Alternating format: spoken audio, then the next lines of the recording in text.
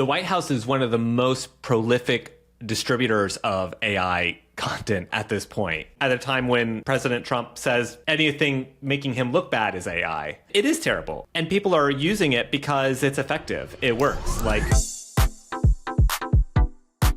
As AI continues to eat the internet, it feels like more and more every single platform is becoming completely overrun with slop. There's YouTube slop, Instagram Reels slop, slop all over TikTok, LinkedIn, X, and elsewhere. But who's behind this deluge of deranged and often extremely surreal content? Drew Harwell is a journalist at The Washington Post, and he's been digging into the slop economy. Today, we're going to talk about the mad rush of creators using AI video generation tools to flood the internet with slop, how they're making money, what the future of content looks like in a slop-dominated world, and whether or not we've reached peak slop. Hi, Drew. Welcome to my podcast. Hey, Taylor. Thanks for having me. So I want to talk about slop today with you because you wrote this great story, and I feel like you're also a fellow slop connoisseur. A slopper, as somebody on TikTok recently called the people that consume and repost too much slop. So before we sort of dive into the world of slop, I want to talk about where it emerged from, because I feel like this term suddenly came up and it feels like this recent phenomenon. But is there a moment or something that you can really pinpoint that sort of is the beginning of the slop era online, where we started to see sort of the genesis of a lot of this content? I don't know. I mean, that's a great question, because I feel like the roots of it kind of go back to I've been thinking about memes and brain rot and these kind of crunchy memes where they went from being fairly well produced, people would, take some time to make them look good, to where their lack of quality became their main attribute. And it was somebody had just pumped them out and they just were poorly produced. They were weird. They didn't make sense. They were just kind of made to go viral. And so I think the slop idea definitely predates AI. AI just kind of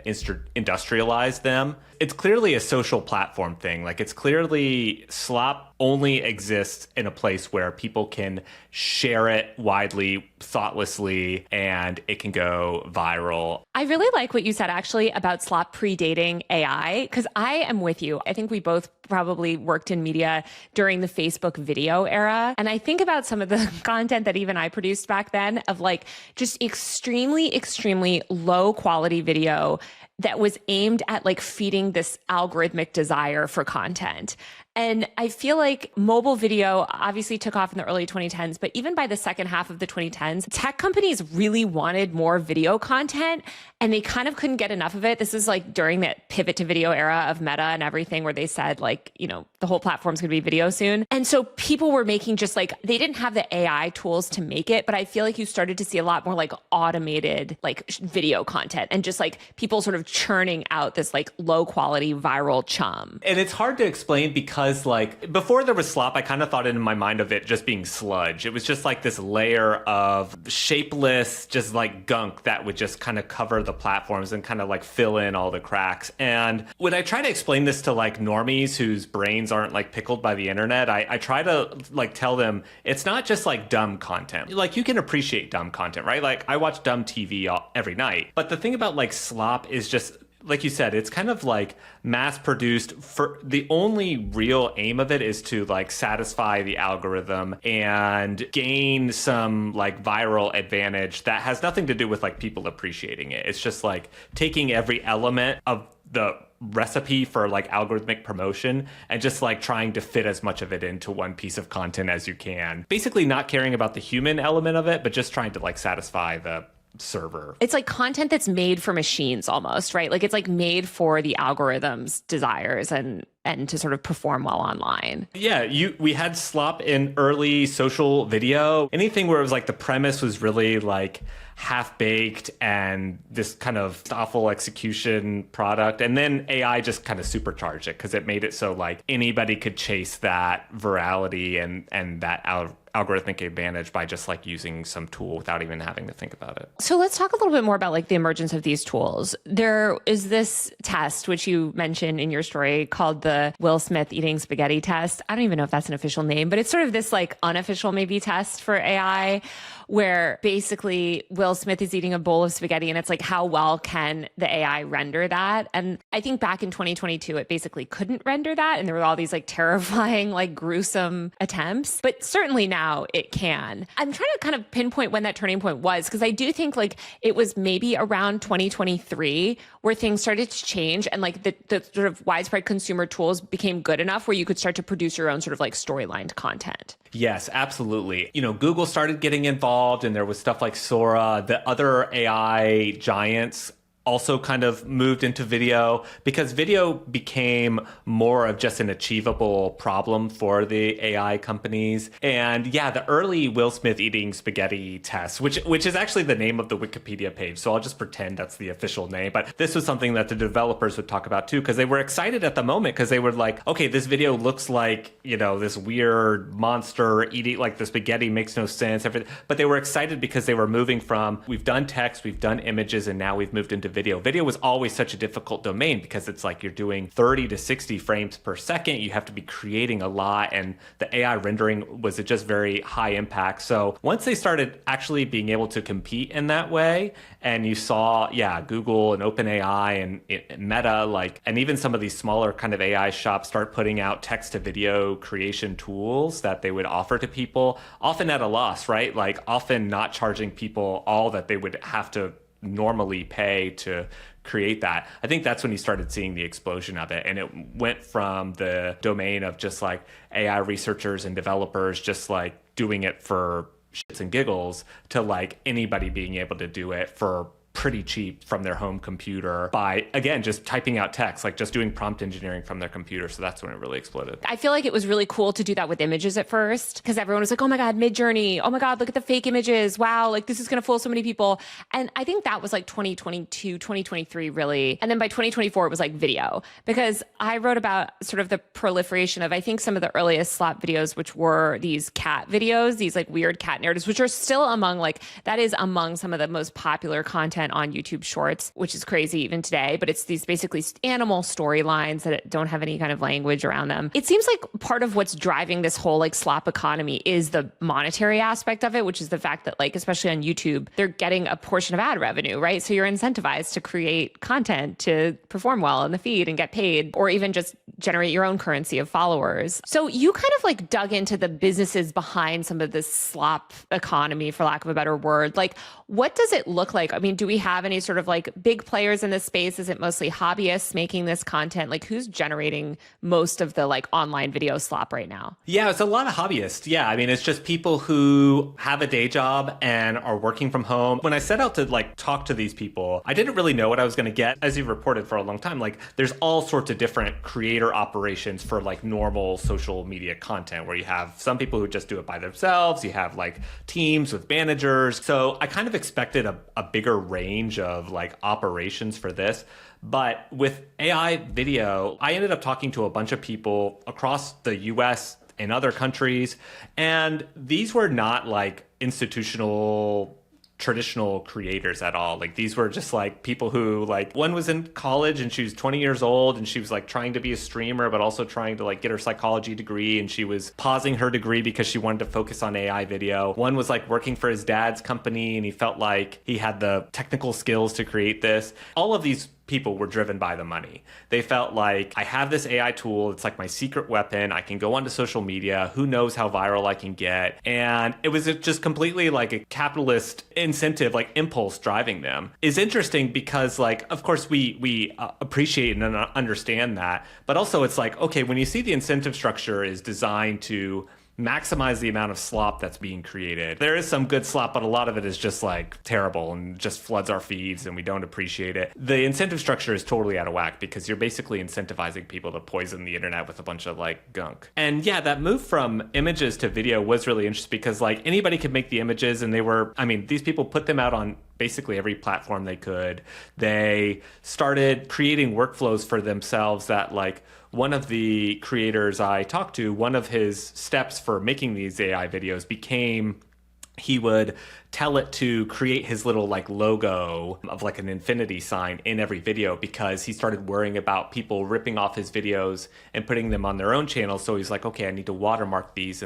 So it just became like this business overnight for these people. And you started seeing these operations, really lean into just like completely weird role-playing things that were just very low-level Cocomelon style animations, just because they thought it would like go globally viral, and they didn't care about the quality of it. It was just all about like, how can I make the most money off YouTube Shorts? It's interesting that it is mostly hobbyists and that like big companies haven't gotten involved yet, because at the same time, I mean, you talked about this in your story too, but like you have all these like hobbyists producing slop on like a sort of a mass distributed scale, flooding YouTube and social platforms. And then you also have like Ted Sarandos at Netflix talking about like how they're also gonna, I mean, they wouldn't call it slop probably, but like all of actual Hollywood is also leaning so hard into AI and like AI generated videos. Then you also have, I think OpenAI is gonna release their first ever actually AI generated movie called Critters. It seems like there's like this high and low aspect to slop, but there's not really that like operational slop media company yet. Yeah, and maybe that'll change, because one of the things that makes slop so appealing is it's cheap. And if you're a big movie studio and you want to save money on these pesky humans who demand salaries, and you feel like you can turn to the AI for something that maybe is not as perfect as they would make it, but like is good enough, you're going to do that. And I think we're seeing more studios do this. And, you remember, because we reported on this during the Hollywood strikes, this was a big thing that producers, animators, creators were getting really worried about, was AI is going to be taking our job is kind of the superficial way of saying it, but it's like they're going to be taking components of our jobs gradually until we're going to be less needed. And yeah, you saw this with Netflix, where they had this movie, they needed to like blow up a building, and instead of getting animators to do it and having it look good, they basically just used AI to do it. And Ted Sarandos said, yeah, like it looked great. For them, it's just a couple of seconds on film, and so these kind of questions of integrity or whatever, so they went for it. So I think we're going to see a lot more of this, because these studios want to save money, and AI is a great money saver for them. Well, so far the studios have not entered into like, I would say the most common genre of slop, which is brain rot slop. I kind of want to dive into the different types of slop and kind of what they should say about the internet. And I feel like the brain rot slop, it sort of is what mainstreamed slop and AI content. Like, I mean, the cat videos are certainly brain rot, but also there's all these interesting like narratives and characters, like brain rot characters that are just AI slop characters essentially that have become popular. I wrote about the Tim Cheese versus Simon Claw, like that whole lore. But if you follow a lot of these like news aggregator pages that post fan updates about these slop storylines, like it seems like there's this whole like cinematic universe emerging of slop characters. I mean, I guess the Italian brain rot, like Tralaleo, Tralala type stuff was also in that realm. What I've seen happening, especially on TikTok, is people will make an AI slop character that does really well. There were these videos where Bigfoot was talking into like a selfie camera while narrating and running away from people, and they used AI to make it. It was very popular for whoever made it, and then everybody started copying it because it only takes 5 seconds to type that into your AI, and so people started making copycat accounts. You couldn't tell who was the original, and people started iterating on that concept and making Bigfoot run in different places, say different things. So you have these mini storylines developing off any single thing that goes viral, which is classic meme culture. But when anybody can do it and when you can make money off of it, that is where it becomes really interesting. So you have that. And then on TikTok, I've seen a lot of fake influencers where they just create a fake person who will be doing get ready with me content, sneaking out of the house, classic genres that are popular on the platform. The AI influencer thing drives me a little bit crazy because I feel like it's something that is so incredibly hyped by the media, but I don't see a lot of these accounts getting traction yet, where like they are actually quite literally, it's usually a young, pretty woman, right? Where they're like trying to like replicate like a lifestyle influencer, I guess, but make it AI. It's like Lil Michaela, but like, you know, AI version basically. And I kind of wonder how much that is the future. Like, I'm sure there'll be some like that, but to me, like, because there's not a lot of like storylines attached to those creators, and it mostly is just about like lifestyle product stuff, which is sort of most people want from humans, I just wonder how much like traction those types of AI influencers will ultimately get. I really doubt any of these genres are the future because they are made stale so quickly. And the slop creators I talked to were the first people to say that. They were like, we are going to make ourselves obsolete almost immediately because the reason you watch an influencer is you care about that person, you want to see what they do, you like their vibe. With these AI influencers, there's nothing there. You see the video and you're interested for a half second until you find out that it's not real. And then you move on. So these people were basically just glomming onto what they thought was trendy and they thought that could get them somewhere else. But I agree. The core of what people are interested in on social media has not changed, and AI has not changed that. They do want storylines. They want something that will compel them beyond just the superficial look of the AI. But there's no reason why they can't use AI to kind of create those longer narratives that they feel like they can drive. I mean, that's going to be the question. Can they actually transform this from something where they can make a quick buck, but it doesn't last, to an actual legitimate business? Yeah, I do think they're like increasingly developing kind of storylines and IP. And maybe it's very like crowdsourced IP, which is going to be a nightmare if they ever try to like take one of these things and make it into something.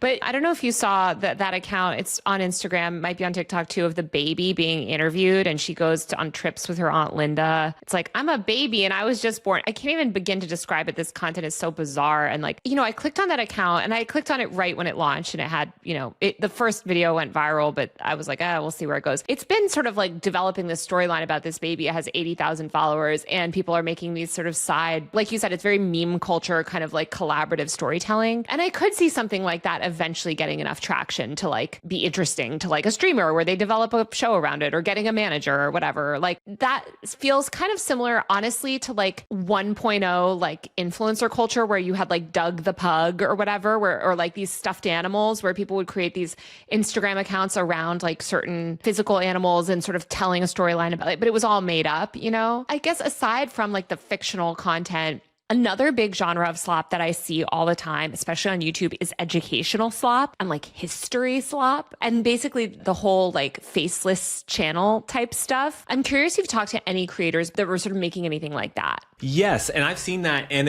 there is a big movement for fake history slop, where they can take content that other people had created, like actual history creator, researcher types, and just use the AI to spit out a bunch of text that they can use, and then using that as the backbone for a video where they, basically just generate a bunch of content. That works because people did it in a human way before and created a template. And now they're kind of getting more into that. And you actually saw this on Reddit, where they would have these fake history communities, and they kind of just did it as on a lark, like just for fun. But now you've started seeing people do it more where they don't announce that it's all BS and the facts are wrong. And a lot of these genres just purely seem to exist because of the novelty.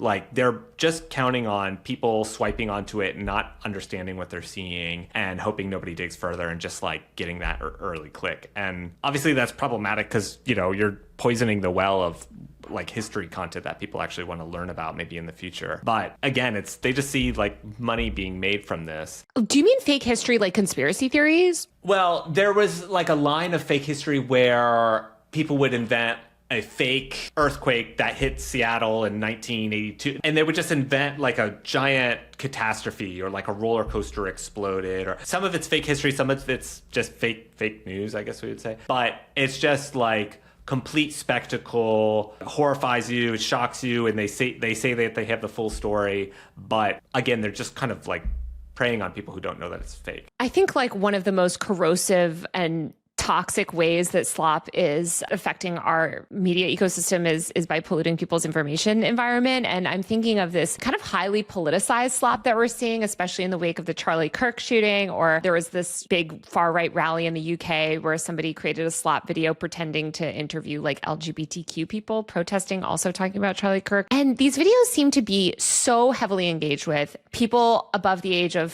50 seem to not be like able to tell that they're real at all. What do you make of the rise of this like political slop? And who do you think is behind some of that stuff? Yeah, I mean, it's rage bait, right? It's AI rage bait. And rage bait has been a basic product of the social media age that is used on every platform by so many people. And it's effective because even if 90% of the people know what's happening, know it's fake, know it's just designed to piss you off, like 10% won't. And you're on the internet where the scale is so much higher. I actually totally disagree. Like, RageBait was previously like, oh, I posted an inflammatory tweet. What are you going to do, libs? Like, cry about it. This is like video content that is very pervasive on YouTube Shorts, especially. I mean, I'm thinking of like the Barron Trump singing after Trump's inauguration, or like all of the stuff around that girl that was murdered, the woman, the blonde woman, the Ukrainian woman, I think, that was murdered on the bus, that the people were creating, where it does seem sort of dangerous. Like it's inflammatory,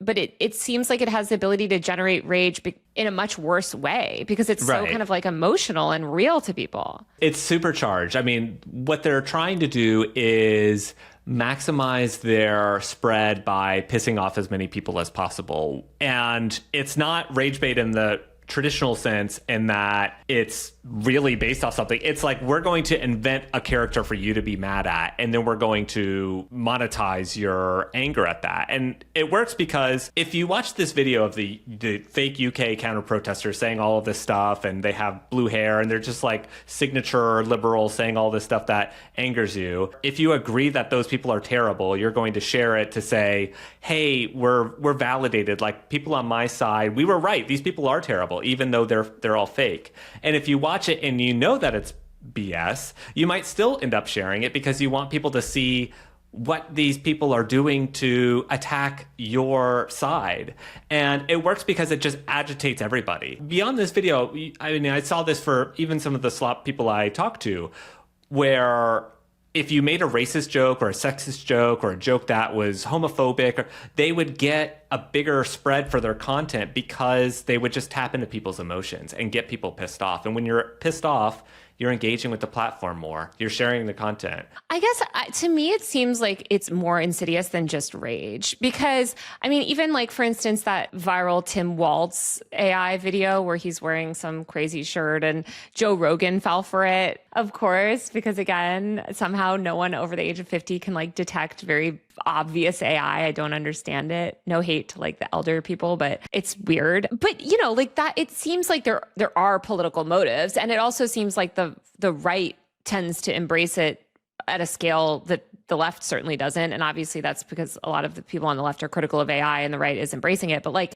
conservatives, especially in the wake of Charlie Kirk's killing, like they have generated so much AI content around this. And the White House itself is sharing AI slop content. The White House is one of the most prolific distributors of AI content at this point. And we've also seen this happening at a time when President Trump says anything making him look bad is AI. So yeah, it is terrible. And people are using it because it's effective. It works. Like, you can make a political point with this AI tool and agitate people and make the other side look terrible and score political points and make money and get followers. It's all wrapped into one. So it's kind of like not a surprise that people are using AI to make I know, but like, what do you think that means? Like, what do you think that means for our information ecosystem and the internet, basically? That it's so susceptible to this kind of poisoning. It strikes to why we should care about the internet in the first place. If we are all looking at the same feeds and wanting to understand our world better, and then you have this incentive structure where any one person around the world can type a few keys and like piss you off and make the truth of the matter that much more obscure, that's a huge problem. And the other part of it is like, what is the counter incentive to this? Like, this guy who created this video and then shared it, it's a complete BS video, right? There's nothing real to it. And his punishment for sharing this bullshit is getting millions of views, millions of followers. Like, why wouldn't he share AI? If his whole thing is about pissing people off and winning the political argument, there's no reason why he shouldn't. So I think that speaks to like, our platforms are completely not ready for this kind of material. And most normal people aren't either, because the video quality is getting so much better. I mean, I think we laugh at when people like Joe Rogan and many others mistake this stuff as real, but it's designed to look real, and the ways we used to be able to detect AI don't work anymore because they are so legitimate. So you tell people to have better media literacy and to think before they share, and of course they should be doing that, but it's also like, when the material is this good and this deceptive, it's just going to keep happening and get worse. To me, like, I think the response to everything that you just said, a lot of people's response to it is like, okay, well, that's why we need to ban it. That's why we need to ban AI. That's why we need to ban social media, like da da da da. And I think that that is so wrong, obviously, but I do think it makes a very strong case for why we shouldn't have such a profit-driven internet, and like why I think allowing anybody to profit off solely just like engagement and views culture is like really dangerous and bad. Because I think, like, I mean, you said you spoke to these people that are essentially just hobbyists, which is great. Like, we want everybody to be able to come online and build a platform and monetize and make their own media company. I do think that that's like broadly a good thing. But when you see the way that these like AI tools can warp that, and just how quickly people can spin up an account and start, especially on X, basically, thanks to Elon,